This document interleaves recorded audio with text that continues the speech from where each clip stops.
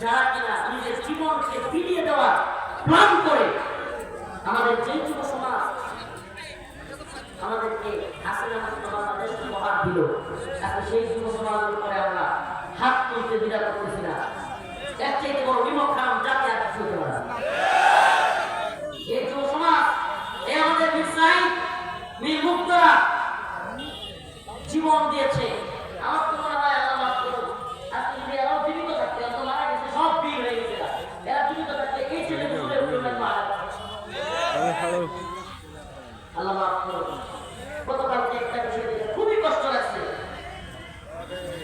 হাসনাত আব্দুল্লাহ প্রিয় ভাই, আরে এই ছেলেগুলো নিজের জীবনের পূর্ণ করে নেয়। সারা দেশ যখন নেট শাটডাউন করে দেওয়া হচ্ছে, নেট অফ করে দিছে, সবকিছু অফ করে দিছে, নেট নাই, কোনো কিছু নাই, এটা আপনাদের এই ছেলে কিংবা এই সমস্ত যুবকগুলো নিজের জীবনকে বিলিয়ে দিয়ে চিন্তা না করে তারা রাজপথে নেমেছে। সারা দেশে নেট নাই, কিচ্ছু নাই, একের পর এক গুলি করতেছে, হেলিকপ্টার থেকে গুলি করতেছে, গোয়ার থেকে ধরে নিয়ে যাচ্ছে, হাত পা ভেঙে দিচ্ছে, মায়ের কোলে শিশুকে গুলি করতেছে।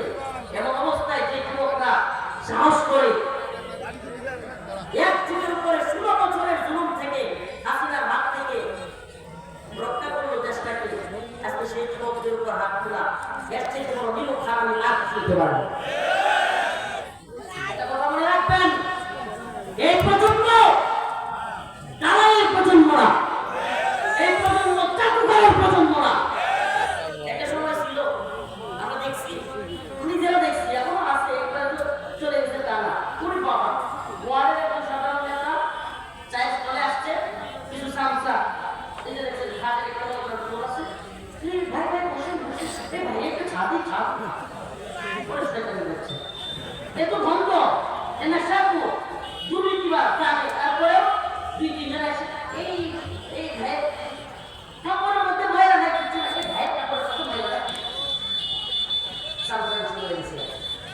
এই ওয়ার্ডের নেতার সামসানি, আবার ওয়ার্ড নেতারা ইউনিয়ন নেতার সামসানি, ইউনিয়ন নেতারা থানার নেতার সামসানি, থানার নেতারা জেলার নেতার সামসানি, জেলার নেতারা বিভাগীয় নেতার সামসানি, বিভাগীয় নেতারা জাতীয় নেতাদের সামসানি। জি ভাই, হ ভাই, খাওয়া গেল, আপনার খাইছে না, বসে না, শুনছে না, এই সামসানি সমাজ তৈরি করে দেশটাকে এই অবস্থায় গোলামিতে নিয়ে গেছিল।